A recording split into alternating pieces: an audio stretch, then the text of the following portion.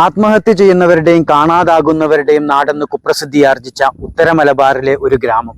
1997 പുതുവർഷാരംഭം മുതൽ സെപ്റ്റംബർ വരെയുള്ള 9 മാസ കാലയളവിനിടെ ഇവിടെ 14 പേർ ആത്മഹത്യ ചെയ്തു. 4 പേരെ കാണാതായി. ആത്മഹത്യ ചെയ്തവരിൽ 9 പേർ തൂങ്ങി മരിക്കുകയായിരുന്നു. 3 പേർ വിഷം കഴിച്ചും ഒരാൾ പുഴയിൽ ചാടിയും ജീവനൊടുക്കി. സ്വന്തം പോരുകോഴികളെ കൊണ്ട് ദേഹമാസകലം കൊത്തിച്ചായിരുന്നു മറ്റൊരാൾ ജീവിതം അവസാനിപ്പിച്ചത്.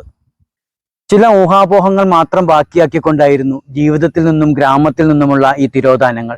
ചുരുങ്ങിയ കാലയളവിനിടെയുണ്ടായ ആത്മഹത്യകളുടെ കാരണങ്ങൾ അന്വേഷിച്ചിറങ്ങിയ എഴുത്തുകാരന്റെ മനോവ്യാപാരങ്ങളാണ് ഈ പുസ്തകം. എൻ പ്രഭാകരന്റെ തിയ്യൂർ രേഖകൾ. അന്വേഷണം അപ്രത്യക്ഷമായവരെ കുറിച്ചാണെങ്കിലും തിയ്യൂരിലെ വർത്തമാനകാല ജീവിതവും ചരിത്രവുമാണ് ഈ പുസ്തകത്തിൽ. പ്രാദേശിക ചരിത്രം ഒരു നോവലിന് ആധാരമാകുമ്പോൾ കേവലം ഭൂമിശാസ്ത്രപരമായ അതിർവരമ്പുകൾക്കകത്ത് ഒതുങ്ങി നിൽക്കാതെ ദേശീയ ലോക ചരിത്രവും സംഭവങ്ങളുമെല്ലാം പരസ്പരം ഇടകലരുന്നുണ്ട് തിയ്യൂർ രേഖകളിൽ.